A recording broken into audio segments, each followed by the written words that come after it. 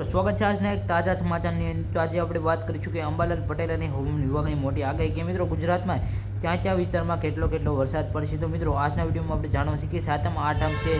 જેવો જન્માષ્ટમી જેવા વિસ્તારમાં કેટલો અને ક્યાં વિસ્તારમાં વધારે વરસાદ આવશે મિત્રો તો આજે આપણે દ્વારકા જામનગર જેવા વિસ્તારમાં આપણે આજના વિડીયોમાં આપણે વાત કરવાનું છે મિત્રો તો સૌ પ્રથમ આપણે વાત કરીએ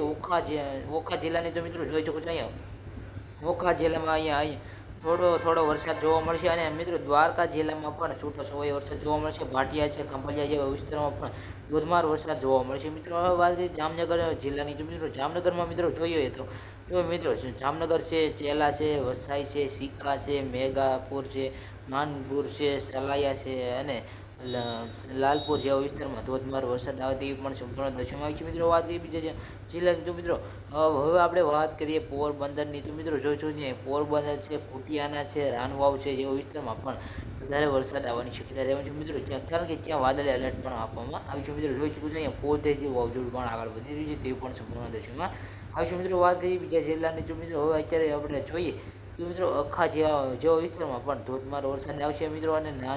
ખાડરા જેવા વિસ્તારમાં પણ વધારે વરસાદ આવશે તે પણ સંપૂર્ણ દર્શાવવામાં છે મિત્રો વાત કરીએ કે નીચેના ભાગમાં મિત્રો કે માર્ગોલ પાસે ક્યાં વિસ્તારમાં વધારે વરસાદ આવશે મિત્રો તો મિત્રો માર્ગોલ છે ગાડુ છે માલિયા જેવા વિસ્તારમાં પણ એક ધોધમાર વરસાદ આવવાની શક્યતા રહે છે મિત્રો અને ત્યાં સૌ પ્રથમ વાવાઝોડું પણ આવી તે પણ સંપૂર્ણ દર્શાવવામાં આવશે મિત્રો વાત કરીએ વેરાવળની મિત્રો તો જોઈ શકો છો વેરાવળ છે તલાલા જેવા વિસ્તારમાં પણ ધોધમાર વરસાદ આવે તેવી પણ સંપૂર્ણ દર્શાવવામાં આવી છે મિત્રો વાત કરીએ ગીર ગાંધાડાની તો મિત્રો ગીર ગાંધાડા છે તુલસી શ્યામ જેવા વિસ્તારમાં ધોધમાર વરસાદ આવે તેવી પણ સંભાવના દર્શાવવામાં આવી છે મિત્રો ઉનામાં પણ ધોધમાર વરસાદ આવે તેવી પણ સંભાવના દર્શાવવામાં આવી છે અને મિત્રો જોઈ શકો છો પીપલા છે રાજુલા જેવા વિસ્તારમાં પણ ધોધમાર વરસાદ આવશે અને મિત્રો ધારી છે જો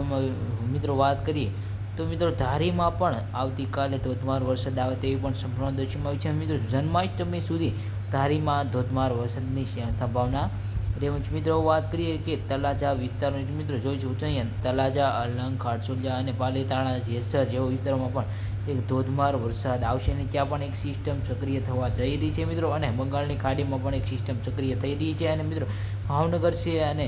સિંહો જેવા વિસ્તારમાં પણ ધોધમાર વરસાદ આવે તે પણ સંભાવના દર્શાવવામાં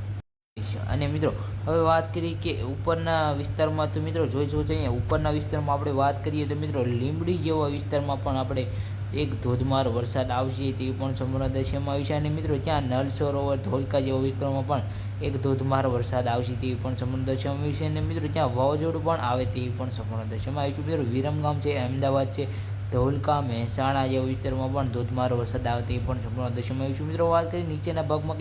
કે મિત્રો બોટાદ જેવા દાહોદ છે